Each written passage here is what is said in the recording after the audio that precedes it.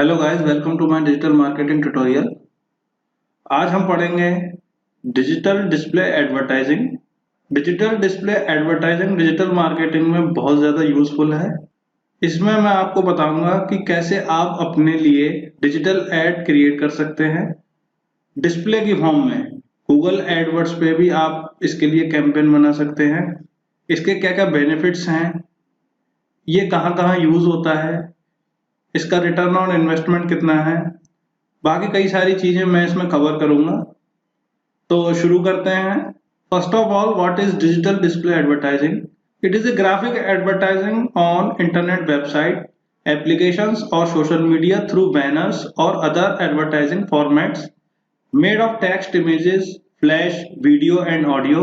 The main purpose of digital display advertising is to deliver general advertisement and brand messages to site visitors.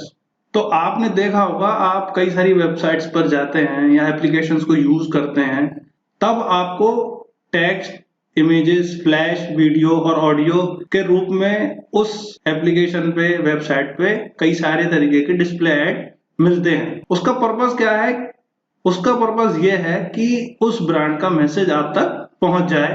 अगर आप कोई game खेलते हैं अपने mobile में, जैसे कैंडी क्रश या पबजी, तो आपके मोबाइल पे एड्स आते हैं जो एप्लीकेशन से रिलेटेड होते हैं। वो वीडियो फॉर्म में भी हो सकते हैं, इमेज फॉर्म में भी हो सकते हैं। तो डिस्प्ले एड्स में यही सारे ऐड आएंगे जो बिलबोर्ड्स होते हैं या फिर बैनर्स होते हैं, स्क्राई स्क्रैपर होते हैं, वो आपकी वेबसाइट पर दिखाई देते हैं। एज एन एग्जाम्पल मैं आपको अभी ले चलूंगा अपने इंटरनेट ब्राउजर पे और बताऊंगा डिटेल में कि वो ऐड कैसे दिखाई देते हैं। इसके लिए आप अपने ब्राउजर पे आए और लिखें टाइम्स ऑफ इंडिया। ये मीडिया की वेबसाइट है, इसलिए मैं इसको ओपन कर रहा हूँ। इस पे कई सारे तरीके के एड्स आते हैं।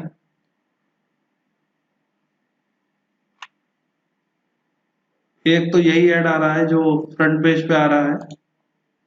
इसके बाद देखिए, ये जो स्पेस आ रहा है, ये आईसीआईसीआई बैंक का ऐड आ रहा है। यहाँ पे ये एक स्क्वायर ऐड है, इसके डायमेंशन सेम है दोनों तरफ।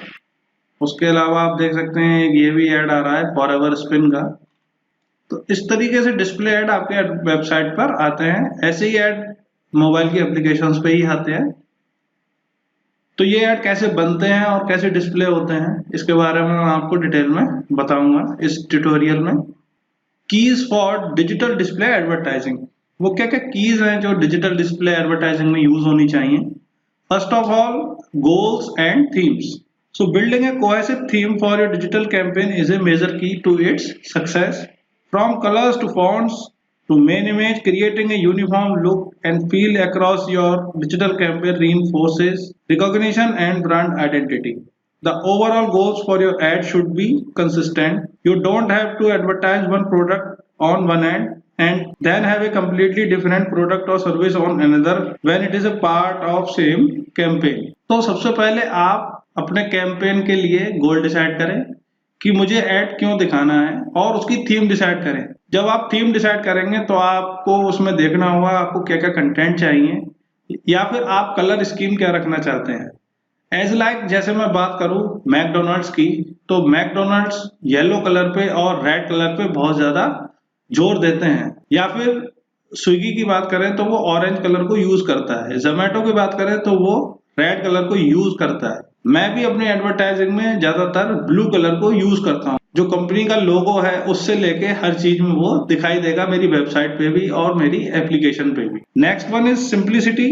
When relaying this to your designer, there are still a few other important factors that can make or break your campaign. Your ad should be concise, to the point and catchy. आपका जो ad है वो बहुत ही simple होना चाहिए। अगर वो simple नहीं है तो आपका ad ज्यादा लोग ओपन नहीं करेंगे और आपके लैंडिंग पेज पे कन्वर्जन बहुत कम होंगे। एड कैची भी होना चाहिए और टू द पॉइंट होना चाहिए। Call to action. You could have the world most beautiful ads, but if they don't have proper call to action, you are seriously hurting your chances to get click. इसके बारे में भी मैंने आपको बताया था। If you are advertising for an webinar, अगर आप किसी वेबिनार के लिए अपना एडवर्टाइजमेंट कर रहे हैं, तो आपको लोगों को बोलना पड़ेगा कि आप साइन अप करो या फिर आप रजिस्टर करो। तो वो एग्जैक्ट वर्ड जो वेबिनार में यूज करने हैं उसके बारे में आपको अपनी थीम और अपने ऑब्जेक्टिव्स वहां पे डिफाइन करने होंगे साफ साफ कि मैं इस वेबिनार में ये करना चाहता हूं, इसलिए आप मेरे वेबिनार को ज्वाइन करें। Value proposition. To get clicks on your ad, you have to provide something or value for the user when they get to the next step. Give the end user something to download, register, or just learn more about. A beautiful ad just would not do. Incorporate an incentive in your messaging on the banner. Make it easy as it possible for the end user so that soon as they may come to your landing page. आपको चीज बहुत ही simple रखनी है। आपको अपने visitors को values देनी है कि उन्हें इससे क्या फायदा होने वाला है। आपको ये नहीं देखना कि आपको क्या फायदा होने वाला है शुरू में, आपको ये बताना है कि विजिटर्स को क्या फायदा होने वाला है, जिससे वो आपके फॉर्म को फिल करे, कॉल टू एक्शन को कंप्लीट करे या फिर लैंडिंग पेज पे कन्वर्जन करे। Targeting, testing and optimising. तो time to launch your campaign. More and more platforms are making analytics easier to use and publishers have their own reports with key metrics to watch. Targeting में आपको देखना है कि आपको ऐसे कौन से लोग हैं जिनको टारगेट करना है। टेस्टिंग के लिए आप ये कर सकते हैं, आप ABC 3 या 2 तरीके के ऐड बना सकते हैं, जितना आप बना सकते हैं। आप किसी की हेडलाइन बदल सकते हैं, आप किसी में इमेज चेंज कर सकते हैं या फिर उसका साइज भी बड़ा छोटा कर सकते हैं। और उसके बाद आप कैंपेन को ऑप्टिमाइज करें कि आपका ऐसा कौन सा ऐड है जो परफॉर्म कर रहा है या आपकी ऐसी कौन सी पीपल है जो आपके ऐड को ज्यादा फॉलो कर रही है। आप उस हिसाब से अपने ऐड को आगे दिखा सकते हैं, उस ऐड के कैंपेन को कंटिन्यू कर सकते हैं। Additional tips for display advertising. कुछ मैं आपको टिप्स दे रहा हूं, ये जो बहुत ही ज्यादा इंपॉर्टेंट है। Design for your audience. Engage your viewer. Add a dose of animation sparingly. थोड़ा बहुत एनिमेशन हो तो अच्छा लगता है, जिसके लिए आजकल GIF चलते हैं। अभी मैं आपको बताऊंगा आगे कि आप GIF कैसे क्रिएट कर सकते हैं। Be contemporary.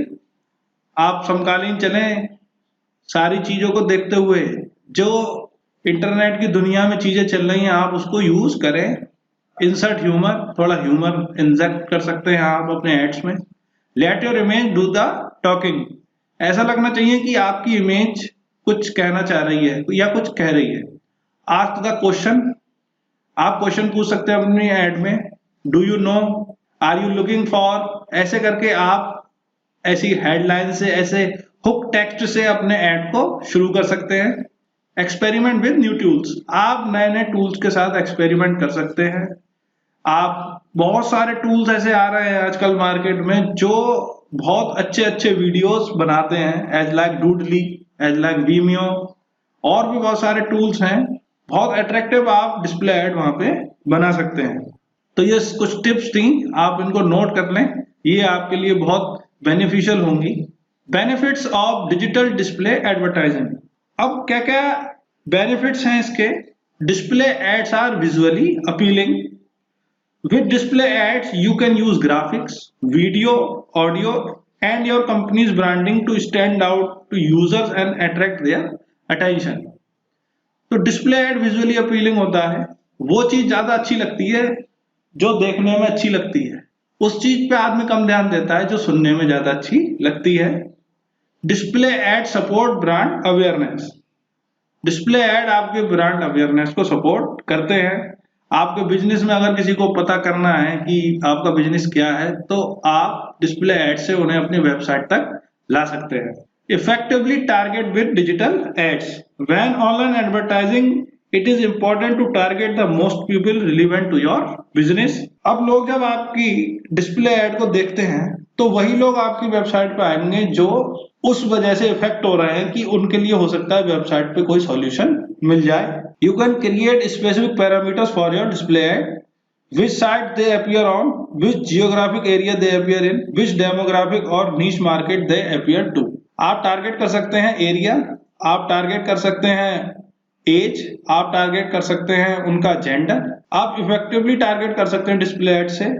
अगर आपने मेरा सर्च इंजन मार्केटिंग का ट्यूटोरियल देखा हो तो मैंने उसमें बताया था कि आप टेक्स्ट ऐड कैसे बना सकते हैं। उसी गूगल एडवर्ड्स प्रोग्राम में हम डिस्प्ले एड्स के कैंपेन बनाते हैं। Increase your visibility with display ads. Display ads give you the ability to appear on websites that are not only highly trafficked but which are also related to the offer on your ad। आप कोई offer चला सकते हैं जिससे आपकी visibility बढ़ सकती है वेबसाइट पे। Display ads provide data। Display ad supports retargeting। retargeting एक बहुत बढ़िया ऑप्शन है जो डिस्प्ले एड से आप शुरू कर सकते हैं। आप ऐसे लोगों को डिस्प्ले एड दिखा सकते हैं जो आपकी वेबसाइट पे आए और आपके प्रोडक्ट में इंटरेस्टेड थे पर उन्होंने वो प्रोडक्ट या सर्विस बाय नहीं करी, तो आप उनको डिस्काउंट ऑफर कर सकते हैं। स्टडीज बताती हैं कि 70% लोग आपके डिस्प्ले ऐड को देख के चीजें खरीद सकते हैं।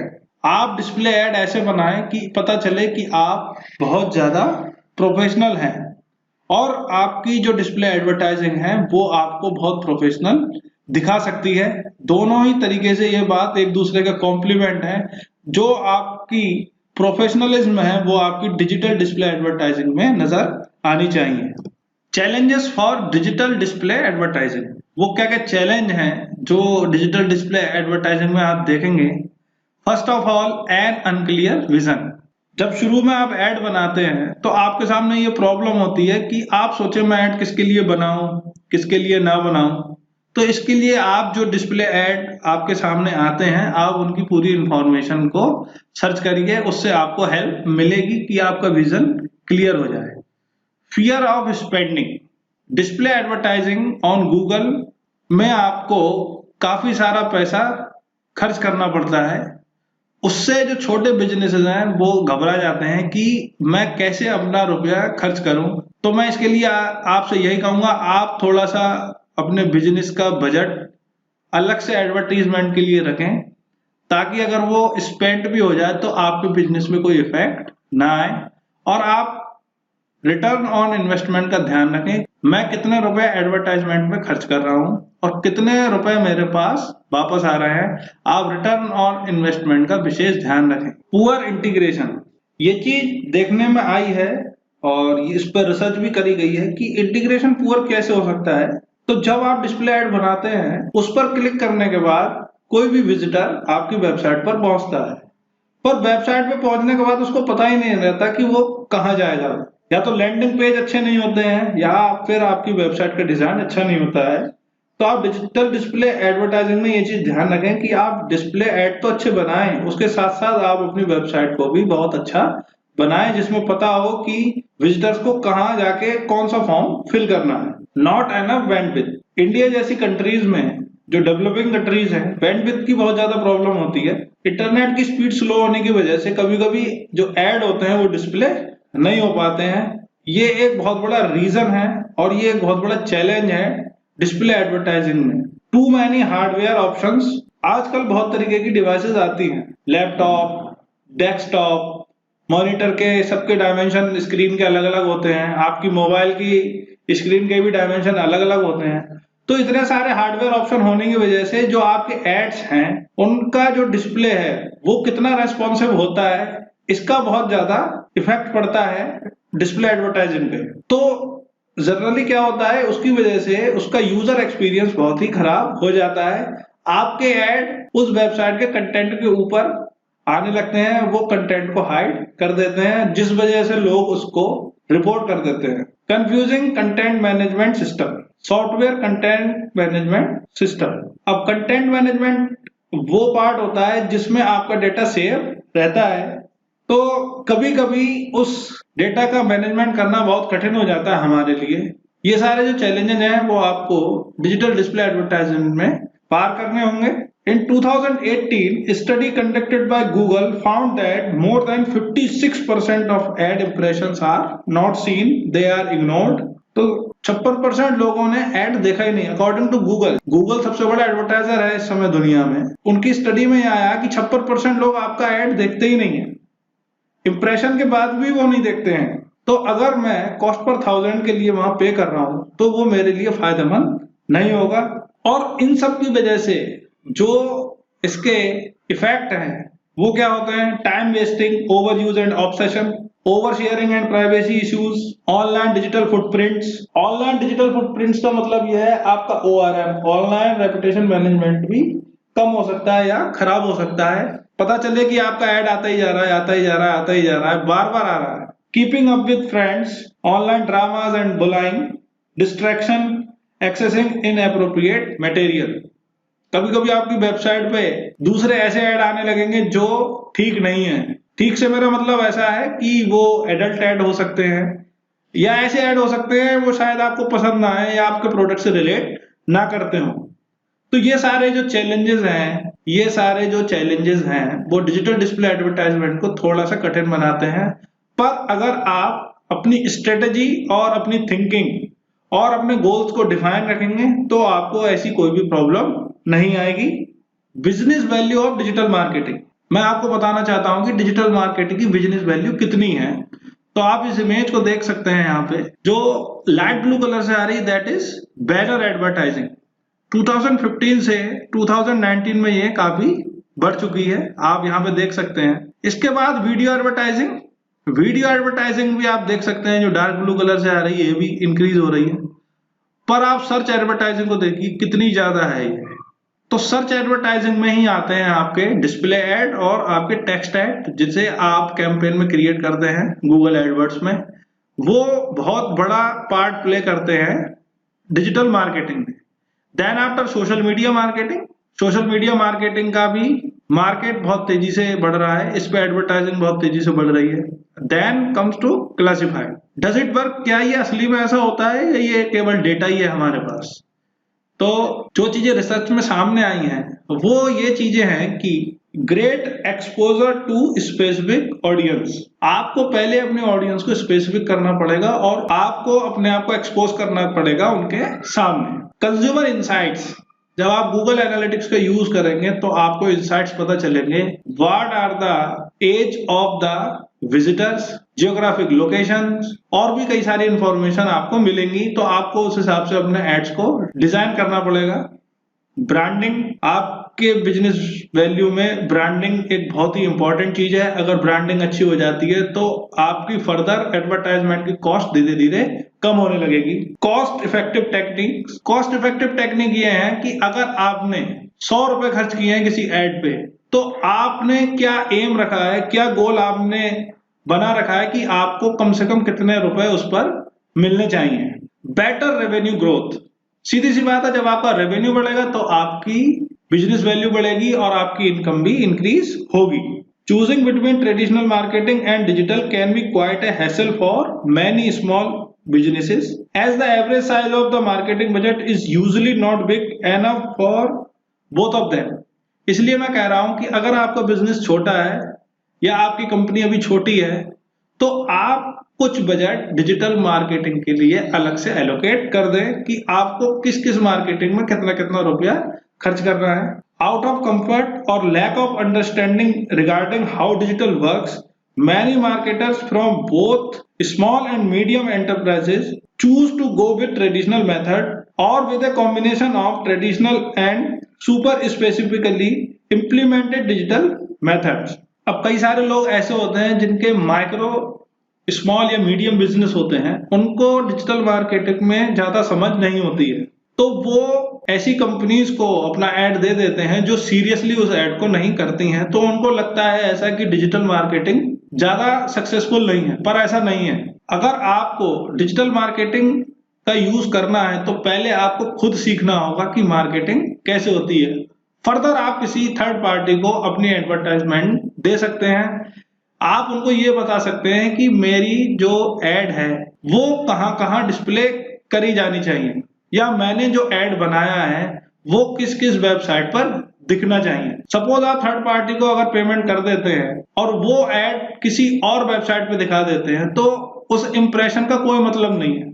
आपको अपना एड कुछ स्पेसिफिक वेबसाइट पे ही दिखाना होगा जहां आपसे रिलेटेड या आपके प्रोडक्ट से रिलेटेड विजिटर्स आते हैं। How to run effective ads, आप इफेक्टिव एड कैसे रन कर सकते हैं। Understand what advert is for, सबसे पहले जानें कि एडवर्ड किसके लिए है। Research and understand your target audience, अगर आपकी कोई फिजिकल लोकेशन है और वहां पे लोग आते हैं या आप कोई प्रोडक्ट सेल करते हैं तो आप उनसे सिंपली पूछ सकते हैं कि आप कहाँ से आए, किस एरिया से आ रहे हैं। Have a specific goal for each campaign and don't combine them. Her campaign के लिए आप अलग अलग गोल बनाएं और उसको कंबाइन ना करें। Create a targeted landing page for your ad. जब एड पर क्लिक करेगा कोई भी विजिटर और वो आपके लैंडिंग पेज पे जाए तो आप उसके लिए एक अलग से लैंडिंग पेज बनाएं। आप वो लैंडिंग पेज यूज ना करें जो पहले से ही आपकी वेबसाइट में है। हो सकता है वो थोड़ा सा कॉम्प्लेक्स हो, पर टारगेटेड लैंडिंग पेज जो है वो आपको एज सिंपल रखना है, बहुत ही ज्यादा सिंपल रखना है। Verify positive return on investment. आप पॉजिटिव रिटर्न ऑन इन्वेस्टमेंट को वेरीफाई करें और उसी एड को, उसी कैंपेन को कंटिन्यू करें। Test, retest and retest again. आप डिजिटल मार्केटिंग स्ट्रेटेजी कोई जादू नहीं है कि कोई भी यहाँ से कुछ करेगा और उधर आपको रिजल्ट मिल जाएगा। इसकी केवल एक ही स्ट्रेटेजी है, test, retest and retest again. आप स्ट्रेटेजी बनाएं, टेस्ट करें, फेल होती है रिजेक्ट करें, पास होती है उसी को कंटिन्यू करें। Establish your marketing strategy and goals. ये बहुत ही इंपॉर्टेंट चीज है कि जब भी आप कोई कैंपेन शुरू कर रहे हैं तो आप सबसे पहले अपने गोल्स को डिसाइड करें कि मुझे एड्स कहाँ दिखाना है और किन लोगों को दिखाना है और क्यों दिखाना है। Create a plan of action. Plan of action बनाएं, क्योंकि किसी भी मार्केटिंग में प्लानिंग सबसे ज्यादा इंपॉर्टेंट होती है। एक कंसिस्टेंट मैसेज इज की। हर किसी के पास एक कंसिस्टेंट मैसेज पहुंचना चाहिए। जैसे आप वीडियो मार्केटिंग की, मैं यहाँ पे एक एग्जांपल लेता हूँ wix.com का, जो वेबसाइट बनाने की बहुत बड़ी वेबसाइट है। wix.com एक बहुत ही अच्छा टूल है और मेरे कई सारे जो कस्टमर्स हैं वो wix.com से भी अपनी वेबसाइट खुद भी डिजाइन कर लेते हैं और मैं उनको बताता भी हूँ। तो Wix क्या करती है, कंसिस्टेंट मैसेज हर एड में देती है। वो पहले ही आपको 5 सेकंड में ये बता देगा अपने ऐड में कि वो क्या काम करते हैं। तो ऐसे ही आपका ऐड होना चाहिए, इतना सिंपल कि लोग उसको देख के ही समझ जाएं कि ये क्या करते हैं या इनकी जो कंपनी है वो क्या करती है। फर्स्ट अपीयरेंस में ये चीज उनको पता लग जानी चाहिए। Create lots of version of the ad copy. आप जो भी ऐड कर रहे हैं वेबसाइट पे या एप्लीकेशन पे, उसके कई सारे वर्जन बनाएं। आप ऐसा ना करें कि एक ही चीज या एक ही वर्जन बना के उसको वही रोक दें। आप अपने पास एडवांस में कई सारे वर्जन एड्स के तैयार रखें ताकि जरूरत पड़ने पर उनका यूज हो सके। हो सकता है आपका कोई एड परफॉर्मेंस ना दे आपको, तो आपको तुरंत एड वो चेंज करना पड़ेगा। अगर उसकी परफॉर्मेंस अच्छी नहीं है तो भी आपको उसको चेंज करना पड़ेगा। जितने वैरायटी आप एड्स में दिखाएंगे आप उतने ही ज्यादा सक्सेसफुल होंगे डिजिटल डिस्प्ले एडवर्टाइजिंग में। अब ये आपके सामने कुछ साइज है, आप इसको अच्छे से देख सकते हैं कि जो हमारे ऐड हैं वो कितने बाई कितने पिक्सल्स के होते हैं। क्योंकि जब भी इमेज बनती है तो इमेज नोटिस होती है पिक्सल्स में, कंप्यूटर्स उसको समझते हैं पिक्सल्स में। तो जब आप इमेज अपलोड करें, आप या तो ऑटोमेटिकली डिस्प्ले एड्स को बना सकते हैं। ऐसी कई सारी वेबसाइट, ऐसे कई सारे टूल्स हैं जिनसे आप ऑटोमेटिकली डिस्प्ले एड बना सकते हैं, या फिर आप कोई भी सॉफ्टवेयर यूज कर सकते हैं as like a PowerPoint, Photoshop, जिसमें आप अपने एड्स बना सकते हैं। तो आप डायमेंशन का बहुत ज्यादा ध्यान रखें। डायमेंशन इतने ही होने चाहिए जितने इसमें लिखे हैं। जैसे रेक्टेंगुलर जो सेक्शन है ऐड का वो 300 बाई 100 पिक्सल का होता है। पहले यहाँ पे विड्थ लिखी है और 100 यहाँ पे हाइट लिखी है। Leaderboard at 728 into 90 pixel, pop under 720 into 300 pixel, half page at 300 into 600 pixel, wide skyscraper, square popup, large rectangle, rectangle, square bottom, micro bar, button, medium rectangle, vertical rectangle. ऐसे कई सारे ads आपको website पे अपनी दिख सकते हैं। या फिर अगर आपको कोई और ऐड पसंद आता है और उसका आपको साइज देखना है तो वो आप कैसे देख सकते हैं। आप इंटरनेट ब्राउजर में जाएं और जो हमने वेबसाइट देखी थी टाइम्स ऑफ इंडिया की, यहाँ पे एक ऐड आ रहा था, इस पे राइट क्लिक करें और इमेज को सेव कर लें। पीएनजी इमेज है ये। इस इमेज की आप प्रॉपर्टीज में जाएं और डिटेल्स पे जाएं तो आप देख रहे हैं इसका साइज जो लिखा आ रहा है वो कितना लिखा आ रहा है, 300 बाई 250 पिक्सल। तो आप यहाँ से भी साइज चेक कर सकते हैं कि कितने पिक्सल का मेरे को ऐड बनाना है। मेरे कई सारे क्लाइंट्स की प्रॉब्लम ये रहती है कि जब वो अपनी वेबसाइट डिजाइन करते हैं खुद, तो वो कहते हैं मेरी इमेज डिस्टॉर्टेड हो रही है, पेज पे नहीं आ रही है, क्योंकि वो डायमेंशंस का ध्यान नहीं रखते हैं।